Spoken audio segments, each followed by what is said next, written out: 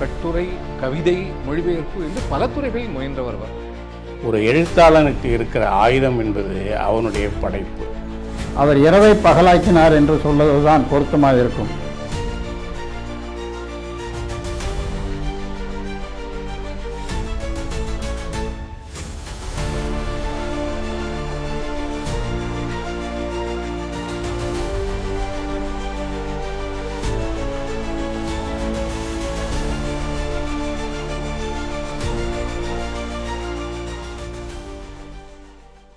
வணக்கம் மக்களே.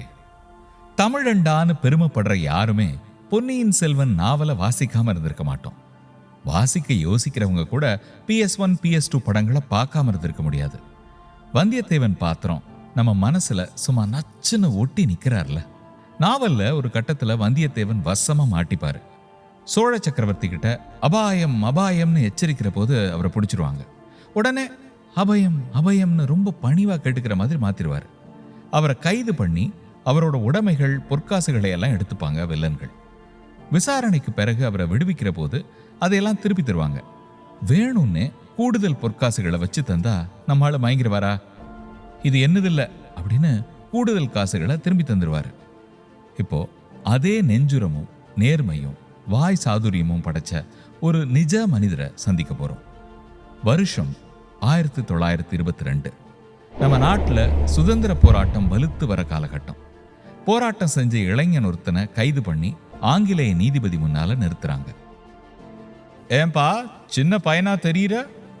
உன் பேர்ல செடிஷன் குற்றச்சாட்டு இருக்கு. செடிஷன்னா என்னன்னு உனக்கு தெரியுமா? இந்த 23 வயசு இளைஞன் என்ன பதில் சொல்லியிருப்பான்னு நினைக்கிறீங்க? நம்பவே முடியாத நெத்தி அடி பதிலுங்க. ஏன் தெரியாது? அதைத்தானே இத்தனை நாளா செஞ்சிட்டு இருந்தேன் அப்படின்னு நானே பார்க்கலாம். நீதிபதியே சிரிச்சிட்டாரு. சின்ன பையன்றதுனால செடிஷன், அதாவது தேச துரோக குற்றத்துக்கு 1 வருஷம் கடுங்காவல் தண்டனை கொடுத்தாரு. ஜெயிலுக்கு போன அந்த இளைஞனை பார்க்க அவங்க அம்மா வந்தாங்க. அழுதாங்க. சிரிச்சுக்கிட்டே அவன் சொன்னான், நான் நகை போட்டுக்கலான்னு வருத்தப்பட்டியே, இதோ கையில காப்பு காலில் வளையம். நகைச்சுவை உணர்வும் துணிச்சலும் நெஞ்சில சுடர்விட்ட சத்திய ஒளியும் கொண்ட அந்த இளைஞன் நாங்க நம்ம வந்தியத்தேவனை படைச்ச கல்கி கிருஷ்ணமூர்த்தி. சுதந்திர போராட்டத்தில் ஈடுபட்டதுக்காக 3 முறை ஜெயிலுக்கு போனார் அவர். 1930 2வது முறையா கைதான போதும் நீதிமன்றத்தில் நகைச்சுவையை அள்ளி விட்டார். நான் 144 தடை உத்தரவை மீறியது உண்மை, ஆனா அதனால அமைதிக்கு பங்கம் உண்டாச்சுன்னு சொல்றது சுத்த பொய். நான் பேசும்போது கூடியிருந்த ஜனங்க சிரிச்சு ரசிச்சாங்க. அந்த சிரிப்புல தோ எனக்கு எதிராக சாட்சி சொன்ன கான்ஸ்டபிளும் கலந்துகிட்டாரு அப்படின்னாரு. இந்த முறை 6 மாசம் கடுங்காவல். 1941 திரும்பவும் 3வது முறையா 3 மாசம் கடுங்காவல் தண்டனை கிருஷ்ணமூர்த்திக்கு. இதை அடையறதுக்காக அவர் சத்தியாகிரகம் மட்டும் செய்யல, கைவசம் இருந்த பேரும் புகழும் தாராள வருமானமும் செல்வாக்கும் தேடி தந்த வேலையை விட்டார். வேலையா சத்தியாகிரகமான தேர்ந்தெடுக்க வேண்டிய சூழ்நிலையில சத்தியாகிரகம் தான் முடிவு செஞ்சார். அப்போ அவருக்கு 43 வயசு. கல்யாணமாகி மனைவியும் 2 குழந்தைகளும் இருந்தாங்க. விடுதலையாகி வர்றப்போ வேலையோ வருமானமோ இருக்காதுன்னு தெரிஞ்சும் துணிஞ்சார். சிறைவாசம் முடிஞ்சு விடுதலையானதும் சக கைதியா அறிமுகமாகி நெருங்கின நண்பராக இருந்த சதாசிவத்தோட சேர்ந்து கல்கி பத்திரிகைய சொந்தமா ஆரம்பிச்சிட்டாரு. 2வது உலக போர் நடந்துட்டு இருந்த சமயம் அது. உலகமெல்லாம் பொருளாதார நெருக்கடி. பத்திரிகை அச்சடிக்கிற காகிதம் சரசரன்னு விலை ஏறின காலம். காகித பற்றாக்குறை வேற இருந்தது. புது பத்திரிகை வேணான்னு நண்பர்கள் எச்சரிக்கை பண்ணாங்க. ஆனா கல்கியும் சதாசிவமும் தைரியமா களத்துல இறங்கினாங்க. சதாசிவத்தோட மனைவி MS சுபலட்சுமி சாவித்திரி திரைப்படத்துல நாரதரா வேஷமேத்து நடிச்சு அதுல கிடைச்ச ஊதியத்தை பத்திரிகைக்கு முதலீடா தந்தாங்க. ஆசிரியர் பொறுப்பு கல்கியோடது, நிர்வாக பொறுப்பு சதாசிவம்.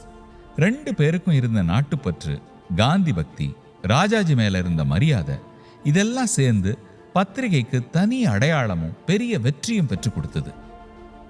முக்கியமா கல்கியோட எழுத்து திறமை. அவர் எதை எழுதினாலும் அதுல ஒரு எளிமையும் வசீகரமும் இருந்தது.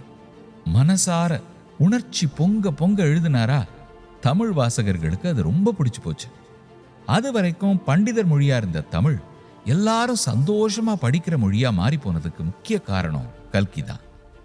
கட்டுரை, கவிதை, மொழிபெயர்ப்பு என்று பல துறைகளில் முயன்றவர் அவர். அவருடைய இன்னொரு முக்கிய பரிமாணம் என்பது அவர் பத்திரிகையாளர், மிகச்சிறந்த பத்திரிகையாளர். அவர் எழுத்து தொடர்பாக எல்லா வகையிலும் முயன்று பார்த்ததற்கு அவர் பத்திரிகையாளராக இருந்ததும் உதவி இருக்கிறது. பத்திரிகையாளராக இல்லாத எழுத்தாளர்களுக்கு தலையங்கம் எழுதுகிற வாய்ப்பு கிட்டாது, விமர்சனங்கள் எழுதுகிற வாய்ப்பு சில எழுத்தாளர்களுக்கு தான் கிட்டும். அவர் பத்திரிகை துறையில் இருந்ததால் பெயர் இட்டும் பெயர் இடாமலும் நிறைய எழுதியிருக்கிறார். அவர் பணிபுரிந்த பத்திரிகைகளில் அவர் எழுதிய தலையங்கங்கள் மிகச்சிறந்த சமூக சிந்தனையோடு திகழ்வதை நாம் இன்றும் படித்து உணரலாம்.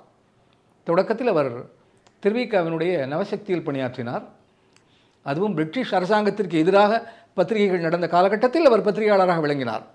அப்போது காட்டமாக ஏதாவது எழுதினால் அதற்குள்ள எதிர் விளைவு என்பது மிக பயங்கரமாக இருக்கும். ஆனால் அந்த வகையிலெல்லாம் அச்சப்படாமல் துணிச்சலாக மகாகவி பாரதியார் மரபில், மகாத்மா காந்தி மரபில், திருவிக மரபில் அவர் பத்திரிகைகள் நடத்தினார். அவருடைய பேச்சாகட்டும் அனைத்துமே உள்ளுணர்வோடு ஆத்மார்த்தமாக நிகழ்ந்தவை. அவருக்கு தீவிரமான சில லட்சியங்கள், சில அசைக்க முடியாத கோட்பாடுகள் அவருடைய மனத்தில் இருந்தன. மெல்ல மெல்ல அத்தகைய கோட்பாடுகளுடன் அவர் உருவானார். அப்படி அவரை உருவாக்கிய தலைவர் மகாத்மா காந்தி. மகாத்மா காந்தியினுடைய சிந்தனைகளை உருவாக்கி கொண்டவரை இந்த இயற்கை இயல்பிலேயே மகாத்மா வழியில் அழைத்து சென்றிருக்கிறது. திருவிக்க ஒரு பெரிய காந்தி பக்தர். ராஜாஜி காந்திக்கு மிக அணுக்கமாக இருந்தவர்.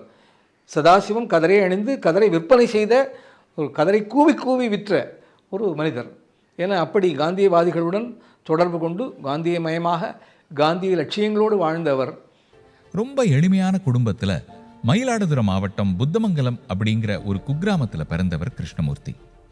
கிராமத்து பள்ளிக்கூட வாத்தியார் ஐயாசாமி ஐயர் அவருக்கு நிறைய புத்தகங்களை படிக்க கொடுத்தார். கிருஷ்ணமூர்த்தியோட அப்பா ராமசாமி ஐயர் தன்னோட 2 மகன்களையும் அக்கம் பக்கத்து ஊர்களில் நடந்த ஹரிகதை நிகழ்ச்சிகளுக்கு அழைச்சிட்டு போவார். ஹரிகதைனா புராண இதிகாச கதைகளை கொஞ்சம் ஆடல், கொஞ்சம் பாடல், கொஞ்சம் நடிப்பு, நிறைய நகைச்சுவை எல்லாம் கலந்து வழங்குற நிகழ்ச்சி. அதை பார்த்தும் கேட்டும் நம்ம புத்தமங்கலம் பிரதர்ஸ் கிருஷ்ணமூர்த்தியும் அண்ணா வெங்கடராமனும் கதையை அப்படியே திருப்பி சொல்ல பழகிட்டாங்க. அதுவும் கிருஷ்ணமூர்த்திக்கு கதை படிக்கிறதுலையும் கேட்கறதுலையும் இருந்த சுவாரஸ்யம் கதை சொல்றதுலையும் இருந்தது. எவ்வளவு சுவாரஸ்யம்னா கடைக்கு அனுப்பி வச்சா கூட புத்தகத்தை மூட மனமில்லாம படிச்சுக்கிட்டே நடந்து போவார். படித்த கதையை மற்றவங்களுக்கு சொல்லும்போது தன்னோட சொந்த கற்பனை அவுத்து விட்டு முடிவை மாற்றி கூட சொல்லுவார்.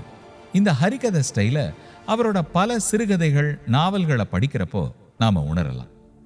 கதை முன்னுக்கும் பின்னுக்கும் ஓடியும் குதிச்சும் பறந்தும் கொடராட்டினத்தில் சுத்துற மாதிரி நம்ம கிறுகிறுத்து போக செய்யும். அதே நேரத்தில் உணர்ச்சிகரமான பாத்திர படைப்பும் நம்ம கட்டி போட்டுடும். அவங்க அப்பா சீக்கிரமே இறந்துட்டதால கிருஷ்ணமூர்த்தியும் அவரோட சகோதரர்களும் டவுனுக்கு போய் ஹைஸ்கூலில் படிக்க முடியாமல் போச்சு. சில வருஷங்கள் கழித்து ஒரு உறவினர் உதவியால் கிருஷ்ணமூர்த்தி மட்டும் திருச்சிக்கு போய் ஹைஸ்கூலில் படிக்கிறாரு. அப்போதான் அவருக்கு விடுதலை போராட்டத்தில் சேரணும்னு ஆர்வம் வந்துடுது. மகாத்மா காந்திஜி ஒத்துழையாமை இயக்கத்துக்கு குரல் கொடுக்கிறப்போ SSLC பரீட்சையை கூட எழுதாம பள்ளிக்கூடத்திலிருந்து வெளியேறிட்டார்.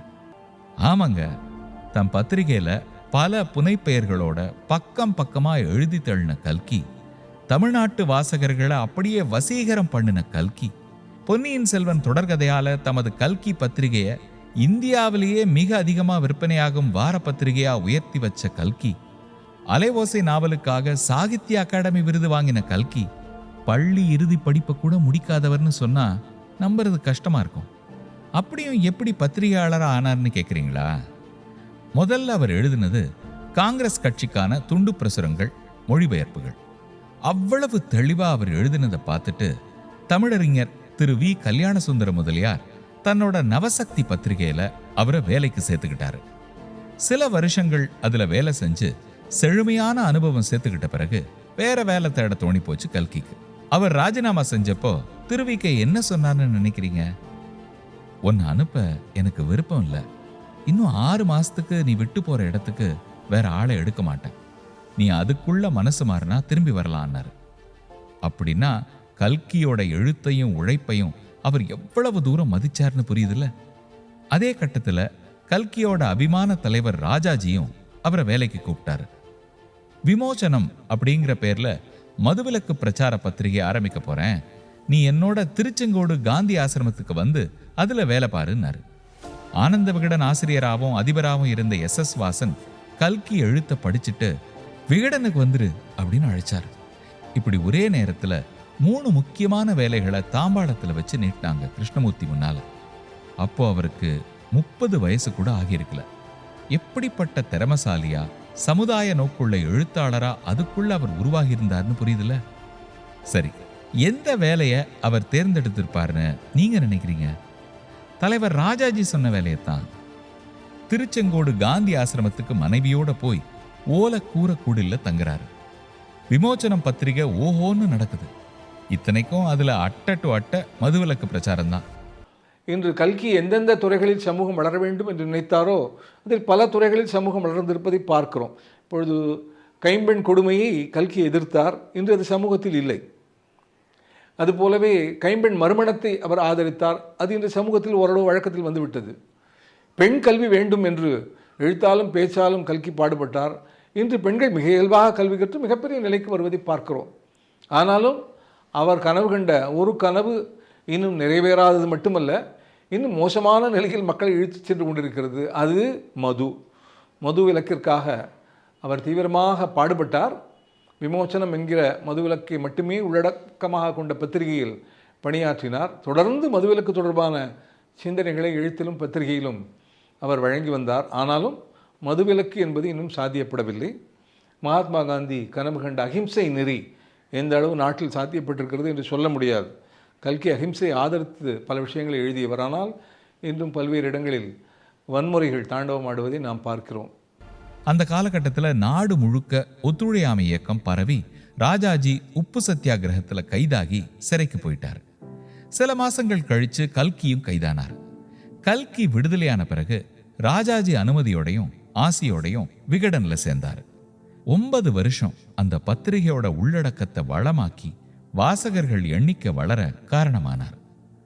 விகடன்ல தான் அவரோட நாவல் முதலா தொடர்கதையா வெளிவருது, கள்வனின் காதலி. பின்னால அது சினிமாவாகவும் எடுக்கப்படுது. தியாக பூமி கல்கி எழுதின திரைக்கதை. பெண் விடுதலைக்காக நிறைய விஷயங்களை எழுதியிருந்தா கூட அதில் முத்தாய்ப்பாகவும் ரொம்ப சிறப்பானதாகவும் அந்த ஒரு நாவல் தியாகபூமி நாவல். இது சமகாலத்திலேயே திரைப்படமாக ஆக்கப்பட்ட ஒரு நாவல். திரைப்படமாகவும் அது பெரிய வெற்றி கண்டது. பெண்கள் நடுவில் பெரிய பாராட்டை பெற்ற ஒரு நாவல் அது. இந்த நாவல் அந்த ஒரு பெரிய சென்சேஷன். அது வந்தப்போவே அது சினிமா ஸ்டில்லோட தான் அது வெளிவந்தது. வாரம் ஆனந்த விடனில் அதை பெண்கள் தான் நிறைய விரும்பி படித்தாங்கன்னு இப்போ சொல்லுவாங்க.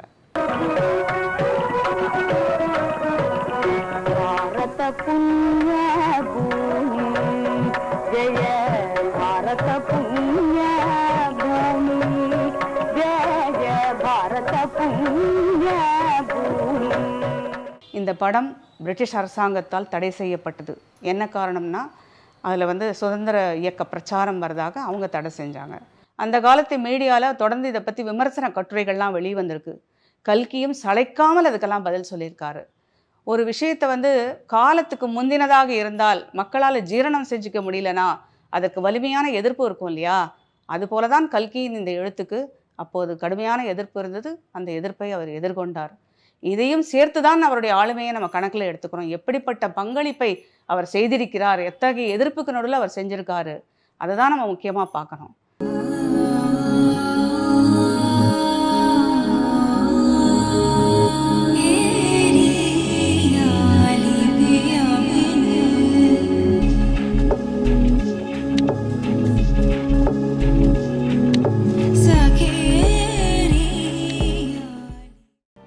கர்நாடகம் அப்படின்ற புனைப்பெயர்ல கல்கி எழுதின இசை, நடன, நாடக, சினிமா விமர்சனங்களும் விகடன்ல தான் முதல்ல வெளியாச்சு. தமிழ் மொழியில நிகழ்கலைகளை எப்படி விமர்சிக்கணுங்கிறதுக்கு கல்கி முன்னோடியா இருந்தார். மாச பத்திரிகையா இருந்த விகடன் கல்கி வேலைக்கு சேர்ந்த பிறகு மாசம் 2 முறையா மாறி அவர் ராஜினாமா செய்யும் கட்டத்துல வெற்றி பத்திரிகையா வளர்ந்து நின்னுது. சரி, கல்கின்ற புனைப்பெயரை கிருஷ்ணமூர்த்தி ஏன் தேர்வு செஞ்சார் தெரியுமா? இந்த கலியுகத்தோட முடிவுல இறைவன் கல்கி அவதாரமா தோன்றி ஒரு புது யுகத்தை படைப்பாருன்னு ஒரு நம்பிக்கை. அதையொட்டி தான் தம் பேனாவை கொண்டு பழைய கொடுமைகளை விரட்டி சமூக அநீதிகளை ஒழிச்சு ஒரு புது யுகத்தை உருவாக்கணுங்கிற ஆசையில அந்த பெயரை தான் தேர்ந்தெடுத்ததா அவரே சொல்லியிருக்காரு. 1930களில் கல்கி எழுதின ஒரு சிறுகதையில கணவன் வீட்டில் இருந்தபடி குழந்தைய பார்த்துக்கிட்டு வீட்டு வேலைகளை செய்ய, மனைவி பள்ளி ஆசிரியரா வேலை பார்த்து வாங்குற சம்பளத்துல கொஞ்சம் தன் கணவனுக்கு சம்பளமா தர்ற மாதிரி எழுதியிருக்காரு. அருணாச்சலத்தின் அலுவல் அப்படின்ற அந்த கதை அந்த காலகட்டத்துக்கு புரட்சியோ புரட்சிங்க. இப்படியே பெண் சமத்துவம், மதுவிலக்கு, விதவை மறுமணம், தீண்டாமை ஒழிப்புன்னு கொடிபிடிச்சவரை பிரச்சார எழுத்தாளர்னு கூட குறை சொன்னாங்க. அவர் எழுதினது இயல்பான இலக்கியம் இல்லைன்னு நிராகரிச்சாங்க. அதுக்கு கல்கி சொன்ன பதில் அலாதி. என்னால ஒரு குறிக்கோள் இல்லாம எழுத முடியாது, அது பிரச்சாரம்னா நான் பிரச்சார எழுத்தாளராக இருக்க பெருமைப்படுறேன் அப்படின்னு சிம்பிளா சொல்லிட்டார். குறிக்கோளோடு எழுதினாலும் நகைச்சுவை இல்லாம அவர் எழுதினது ரொம்ப குறைவு. பேனா வீரரான எழுத்து போராளியான கல்கி ரொம்ப இளகின மனசுக்காரராகவும் நியாய உணர்வு உள்ளவராகவும் இருந்தார். அவரை பலமுறை கடுமையா தாக்கி விமர்சனம் செஞ்ச புதுமை பித்தன் திடீர்னு காலமான போது அவர் குடும்பத்துக்கு நிதி திரட்டி தர முதல் ஆளா முன்வந்தார் கல்கி. சென்னை மாகாணத்துல எல்லா தரப்பினரும் கோயில்களுக்கு போகலான்னு சட்டம் கொண்டு வந்த போது உடல் தளர்ந்த நிலையிலும் ஆலய பிரவேச நிகழ்வுல ஆவலோட கலந்துகிட்டாரு. பாரதியார் மேல கல்கிக்கு மிகுந்த பக்தி. கவியரசர் பத்தி அவர் பாடின பாட்டுல சில வரிகளை கேளுங்க.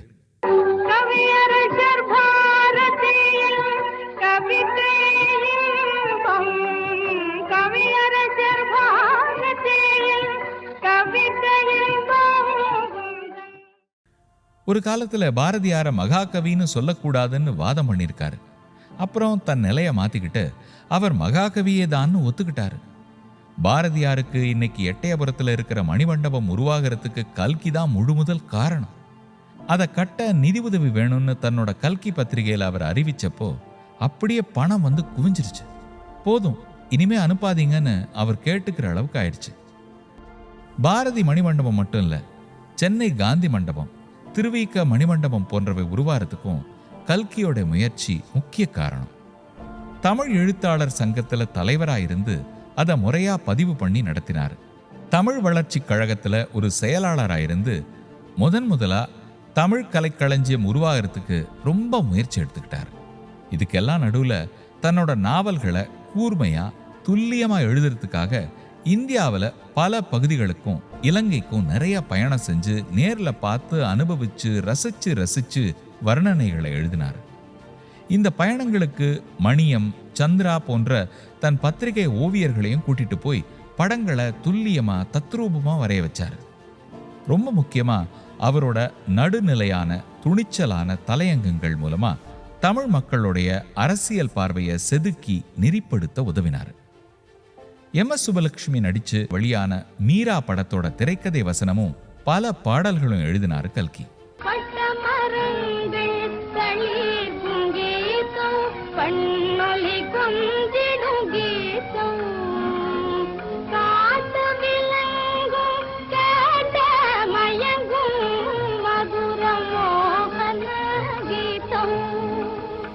இந்த பாட்டை இன்னைக்கும் யார் பாடினாலும் ஆரம்பிக்கும் போதே கைத்தட்டல் விழுந்துரும். சுமார் 40க்கும் மேற்பட்ட இசைப்பாடல்களை கல்கி எழுதியிருக்காரு. டி.கே. பட்டம்மாளும் எம்.எஸ்.ம் இசைத்தட்டா பதிவு செய்யறதுக்கே பிரத்யேகமா பாட்டு எழுதி கொடுத்திருக்காரு. ஏற்கனவே இருக்கிற ஒரு நல்ல மெட்டுல புதுப்பாட்டை பொருத்தி எழுதுறது கல்கிக்கு கைவந்த கலையா இருந்தது. காற்றினிலே வரும் கீதம், பூங்குயில் கூவும், வண்டாடும் சோலைதனிலே பாட்டெல்லாம் அப்படி எழுதினதுதான். பூங்குயில் பூவும் பூஞ்சோலையில் ஒரு நாள் மாமயில் மீது மயமாய் வந்தான், மாமயில் மீது மயமாய் வந்தான், பூங்குயில் பூவும் பூஞ்சோலையில். டி.கே. பட்டம்மாளோட தம்பி நாகராஜன் சிறுவனா இருந்தப்போ கல்கி அவனை கடற்கரைக்கு கூட்டிட்டு போனார். அங்க டீ கடையில ரேடியோல ஒரு பாட்டு ஒலிக்குது. அலைகளை பார்த்துட்டு பையன் கேட்கிறான், ஏன் மாமா இந்த அலையெல்லாம் ஓயாம அடிக்குது அப்படின்னு. உடனே கல்கி ரேடியோல கேட்ட ஹிந்தி பாட்டு மெட்டுல ஒரு தமிழ் பாட்டு அமைச்சு அவனுக்கு பதில் சொல்றாரு.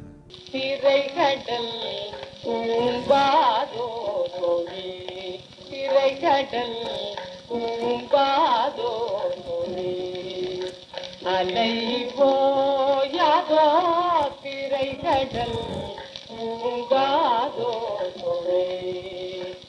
இப்படி எப்பவும் பிஸியா பத்திரிகையோட பெரும்பான்மையான பக்கங்களை தன் எழுத்தால நிரப்பிக்கிட்டு, பொது வாழ்க்கையில பங்கேற்றுக்கிட்டு, நிகழ்ச்சிகளுக்கு தலைமை தாங்கிக்கிட்டு, சொற்பொழிவு செஞ்சு, பயணங்கள் போய், முக்கியமா அடுத்து எழுத போறதை பத்தி தீவிரமா யோசிச்சுக்கிட்டு ஒவ்வொரு நாளோட பொழுதையும் நிரப்பிக்கிட்டு இருந்த கல்கிக்கு குடும்பத்தை கவனிக்க நேரம் இருந்ததான்னு நமக்கு சந்தேகம் வரும்.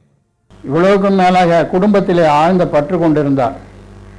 என்னையும் என் சகோதரி ஆனந்தியையும் ஊஞ்சலிலே அமர வைத்து ஆடிக்கொண்டே ஏராளமான கதைகள் சொல்லியிருக்கிறார். அவர் எழுதப்போகும் கதைகளை கூட எங்களுக்கு சொல்லி எங்களுடைய முகபாவங்களை பார்த்து அதிலிருந்து நாங்கள் எப்படி ரசிக்கிறோம் என்பதை தெரிந்து கொண்டு அதற்கேற்ப தம்முடைய கதைகளில் சில மாற்றங்களை கூட அவர் செய்திருக்கிறார். இம்மாதிரியாக அவர் எல்லாவற்றுக்கும் எப்படி நேரம் ஒதுக்கினார் என்பதை பார்க்கும்போது அவர் இரவை பகலாக்கினார் என்று சொல்வதுதான் பொருத்தமாக இருக்கும். ஒரு பக்கம் ஊவே சாமிநாத ஐயரை விகடன்ல வாழ்க்கை அனுபவம் எழுத வச்சாரு. அதனால தான் இன்னைக்கு நமக்கு என் சரித்திரம் புத்தகம் கிடைச்சிருக்கு. இன்னொரு பக்கம் எழுத படிக்க தெரியாத தன்னோட மனைவியை அரவணைச்சு அக்கம்பக்கத்து குழந்தைகள் கிட்ட எழுத படிக்க கத்துக்க தூண்டினாரு. ருக்மிணி அம்மாளும் அப்படியே படிச்சு ரசனை உள்ள வாசகரா உருவானாங்க. சில சின்ன சின்ன பாட்டுகளை கூட எழுதுற அளவுக்கு வந்தாங்க. ஏராளமான இளம் எழுத்தாளர்களை உலகம் அறியும்படி தன் பத்திரிகைகளில் எழுத வச்சு சந்தோஷப்பட்டார் கல்கி. அதே கல்கி ஆங்கில சினிமா பார்க்க தன் மனைவியை அழைச்சிக்கிட்டு போகணும்னா முதல்ல தாம் போய் படத்தை பார்த்துட்டு வந்து அவங்களுக்கு கதையை விளக்கி சொல்லிட்டு அவங்கள அழைச்சிட்டு போவார். எங்க போனாலும் மனைவி ருக்மிணிக்கும் குழந்தைகள் ஆனந்தி ராஜேந்திரனுக்கும் அவங்களே படிச்சு புரிஞ்சுக்கிற மாதிரி கடிதங்கள் எழுதுவார். மகள் வழி பேத்தி குழந்தை கௌரி கிட்ட ரொம்ப பெரிய வச்சிருந்தாரு. அவளை கௌரி கண்மணி அப்படின்னு தான் கூப்பிடுவார். ஒரு முறை கௌரி பாப்பா யாரும் பார்க்காத போது தாத்தா எழுதி வச்சிருந்த பொன்னியின் செல்வன் அத்தியாயத்தை சுக்குநூறா கிழிச்சிட்டா. எல்லாரும் குழந்தைய கடிஞ்சுக்கிட்டாங்க. ஆனா கல்கி அவங்கள அமைதிப்படுத்தி காகித துண்டுகளை சேகரித்து வேற தாளில் ஒட்ட சொல்லி ராஜேந்திரனுக்கு ஒரு இமாலய வேலையை கொடுத்தார். டிஜிட்டல் டைப்பிங் எல்லாம் இல்லாத காலத்தில் ராஜேந்திரனும் அந்த வேலையை கஷ்டப்பட்டு முடிச்சு அத்தியாயத்தை அச்சுக்கோக்க அனுப்பினார். மனைவி குழந்தைகளோட அடிக்கடி குற்றாலத்துக்கு போய் நண்பர் தமிழறிஞர் டி.கே. சிதம்பரநாத முதலியார் வீட்டில் தங்கி அருவி நீரையும் தமிழ் சுவையையும் ஆசை தீர அனுபவிச்சிருக்காரு. வாழ்க்கையில கஷ்டப்பட்டு முன்னேறின கல்கி நல்ல நிலைக்கு வந்த பிறகு பலர் படிச்சு முன்னுக்கு வர சத்தம் இல்லாம உதவி பண்ணியிருக்காரு. தன் குடும்பத்தை சேர்ந்தவங்க மட்டும் இல்லாம உதவி தேவைப்பட்ட யாருக்கும் கை கொடுக்க அவர் ஆவலா இருந்தார். பல சிறந்த எழுத்தாளர்களை தேடி போய் தாம் பணியாற்றிய பத்திரிகைகளில் எழுத வச்சாரு. கல்கி அலுவலகத்துல கோவிந்தன்னு ஒரு அச்சுக்கோப்பாளர் இருந்தார். ஒரு முறை அவர் கதை எழுதி ஆசிரியர் மேஜை மேல வச்சுட்டு போயிட்டார். அதை படிச்சு சந்தோஷப்பட்டு கோவிந்தனை ஆசிரியர் இலாக்கால வேலைக்கு எடுத்துக்கிட்டார் கல்கி. விந்தன்கிற பேர்ல சிறந்த எழுத்தாளரா உருவானார் அவர். இப்படி பல பேர் வாழ்க்கையில முக்கியமா பங்கு வகிச்ச கல்கியோட வாழ்க்கையில யாரு முக்கியமான பங்கு வகிச்சாங்கிறது சுவாரஸ்யமானது. முதல்ல அவரோட அண்ணன் வெங்கடராமன், தம்பி ஜெகதீசன். ஒரு பையனை மட்டும்தான் மேல் படிப்புக்கு அனுப்ப முடியும்னு நிலைமை வந்தப்போ அவங்க கிருஷ்ணமூர்த்தி போட்டோம், அவனுக்கு தான் திறமை அதிகம்னு விட்டு கொடுத்தாங்க. அப்புறம் பக்கத்து வீட்டில் இருந்த வாத்தியார் ஐயாசாமி ஐயர். படிக்கிறதுல கல்கிக்கு ஆர்வத்தை தூண்டின அவருக்கு கடைசி வர மாசந்தோறும் பணம் அனுப்பிக்கிட்டு இருந்தார் கல்கி. தமிழ் தென்றல் திருவிக்க கிருஷ்ணமூர்த்தி ஆண்டுள்ளார் அப்படின்னு மீண்டும் மீண்டும் கடிதம் எழுதி அவரை தேடி பிடிச்சு பத்திரிகை உலகத்துக்குள்ள நுழைய வச்சவர். கல்கிய கல்யாணம் பண்ணிக்க சொல்லி அறிவுறுத்தினதே திருவிக்க தான். வீட்டில் தன்னை கேட்காம கல்யாணம் நிச்சயம் பண்ணிட்டாங்கன்னு கல்கிக்கு கோவம். ஆனா அவங்க உனக்கு நல்லது தான் செய்வாங்கன்னு திருவிக்க ஆறுதல் சொல்லி சம்மதிக்க வச்சாரு. விகடன் ஆசிரியர் எஸ்.எஸ். வாசன் கல்கி திருச்செங்கோடு காந்தி ஆசிரமத்தில் இருந்தபோது அவரை விட்டு விகடனுக்கு தலையங்கம் எழுத வச்சு அவர் எழுத்த முதலா வெகுஜன வாசகர்களுக்கு கொண்டு போனவர். அப்புறம் ராஜாஜி. கல்கி காங்கிரஸ் அலுவலகத்தில் வேலை பார்த்த ஆரம்ப காலத்தில் கூடுதல் சம்பளம் கேட்டப்போ கல்யாணமாகாத ஊழியருக்கு இவ்வளவுதான் சம்பளம் அப்படின்னு கராரா பேசினவர். அந்த கராரும் கண்டிப்பும் கல்கிக்கு நிறைய கற்றுக் கொடுத்தது. ராஜாஜியோட அண்மை கல்கியோட மனசுக்கு உரமும் பேனாவுக்கு துடிப்பும் சேர்த்துதுன்னு சொல்லலாம். வாழ்நாள் முழுக்க அவருக்கு ரொம்ப விசுவாசமா மரியாதையோட இருந்தார் கல்கி. அரசியல் களத்துல ராஜாஜி பல எதிர்ப்புகளை சந்திக்க நேர்ந்தது. அந்த மாதிரி சமயங்கள்ல கல்கி அவரோட பேனா போராளியா மாறி மிக கூர்மையா எழுதினாரு. அதுக்காகவே சில காலத்துக்கு துணை கல்கின்னு மெயின் கல்கி பத்திரிகையோட சேர்த்து ஒரு சப்ளிமெண்ட் வெளியிட்டார். சதாசிவம். முதல் சிறைவாசத்தின் போது அறிமுகமான நண்பர் சதாசிவம் சுப்பிரமணிய சிவாவோட சீடரா இருந்தவர். அப்புறம் காங்கிரஸ்ல சேர்ந்து கதர் விற்பனை செஞ்சவர். பாரதி பாடல்களை சும்மா கணீர்னு பாடக்கூடியவர். கல்கி ஆனந்த விகடன்ல இருந்தபோது சதாசிவமும் அங்க விளம்பர மேனேஜரா இருந்து விகடனோட விளம்பர வருமானத்தை ஓஹோன்னு உயர்த்தி காட்டினார். பின்னால அதே திறமைய நண்பர் கல்கியோட சேர்ந்து சொந்த பத்திரிகை ஆரம்பிக்க பயன்படுத்தினார். இன்னும் ஒரு சுவாரஸ்யம் என்னன்னா, சதாசிவத்தோட சகோதரி மகன் ராமச்சந்திரனுக்கும் கல்கியோட மகள் ஆனந்திக்கும் கல்யாணம் நடந்ததுல நண்பர்கள் சம்பந்திகளாகவும் ஆயிட்டாங்க. இந்த கல்யாணத்துக்கு ஐடியா கொடுத்தவர் யாருன்னா, 2 குடும்பங்களுக்கும் நெருக்கமான நண்பரான டிகேசி தான். தமிழறிஞரும் ரசிகருமான டிகேசிய ரசிகமணின்னு சொல்லுவாங்க. அவருக்கு கல்கி எழுத்து மேல ரொம்ப மரியாதை. கல்கியோ டிகேசியோட தமிழ் ரசனையிலையும் அவர் பழைய தமிழ் பாடல்களுக்கு விளக்கம் சொன்ன அழகுலையும் சொக்கி போனவர். சும்மா பரஸ்பரம் ரசிக்கிறதோட நிக்காம காரியத்திலையும் கெட்டியா இருந்தாங்க இவங்க. கம்பன் கழகத்தை ஆரம்பிச்சு ஊர் ஊரா கம்பன் விழா நடத்தினாங்க. கர்நாடக இசை மேடைகள்ல தமிழ் பாட்டுகள் ஒலிக்கணுங்கிறதுக்காக செட்டிநாட்டு அரசர் ராஜா சர் அண்ணாமலை செட்டியார் தலைமையில ஒரு இயக்கத்தையே நடத்தினாங்க. டிகேசி எடுத்து சொன்ன ஒரு வெண்பாதாங்க வந்தியத்தேவன் கதாபாத்திரத்துக்கு அடிப்படையா அமைஞ்சது. அப்புறம் பரதநாட்டியம் எவ்வளவு உன்னதமான கலைங்கிறத டிகேசி எடுத்து சொல்லித்தான் கல்கியும் வேறு பலரும் உணர்ந்திருக்காங்க. சிற்பக்கலை, சித்திரக்கலையெல்லாம் நுணுக்கமா ரசிச்சவர் டிகேசி. இந்த ரசனையெல்லாம் உள்வாங்கி பரதநாட்டியத்தோட உயர்வை உணர்ந்து தன் சொந்த ரசனையையும் அபார கற்பனையையும் சேர்த்து கல்கி படைச்ச வரலாற்று காவியம்தான் சிவகாமியின் சபதம். டிகேசி ஐடியா கொடுத்ததுல கல்கி சதாசிவம் சம்பந்தியானாங்கன்னு சொன்னேன். அவங்க 2 பேரும் திரும்பவும் சம்பந்தியானாங்க. ஆனா அப்போ கல்கி உயிரோட இல்லை. 1954லயே தன்னோட 55 வயசுலயே காலமாயிட்டார். 1957ல் இந்த கல்யாணம் கல்கியோட மகன் ராஜேந்திரனுக்கும் சதாசிவம் மகள் விஜயாவுக்கும் நடந்தது. கல்கி மறைஞ்ச பிறகு சதாசிவம் நடத்தி வந்த பத்திரிகையில ராஜேந்திரன் இணைஞ்சாரு. சதாசிவம் ஓய்வு பெற்றதுக்கு அப்புறம் ஆசிரியர் பொறுப்பை ஏற்று அப்பாவும் மாமனாரும் நடத்தின வழியிலேயே பத்திரிகையை நடத்தினார். கல்கி எழுத ஆரம்பிச்சு தொடர முடியாம போன அமரதாரா தொடர்கதைய அப்பா மறைவுக்கு பின்ன அவர் மகள் ஆனந்தி எழுதி முடிச்சாங்க. தன்னோட குழந்தைகள் எழுத்தாளர்களா வரணும்னு கல்கி விரும்பி செயல்படலைனாலும் அது நடந்தது. எல்லா எழுத்துக்கும் இலக்கியத்துக்கும் மனித தர்மம் தான் அடிப்படையா இருக்கணும். மனித குலத்தை ஒன்றுபடுத்தக்கூடியதா இல்லையாங்கிறது தான் எழுத்துக்கு உரைகள் அப்படிங்கிறது கல்கியோட கருத்து. அன்பு, அனுதாபங்கிற பேர்ல அறநெறிய மீறி எழுதுறத அவர் கண்டிச்சார். அது ரொம்ப தீமை உண்டாக்கும்னு எச்சரிச்சார்.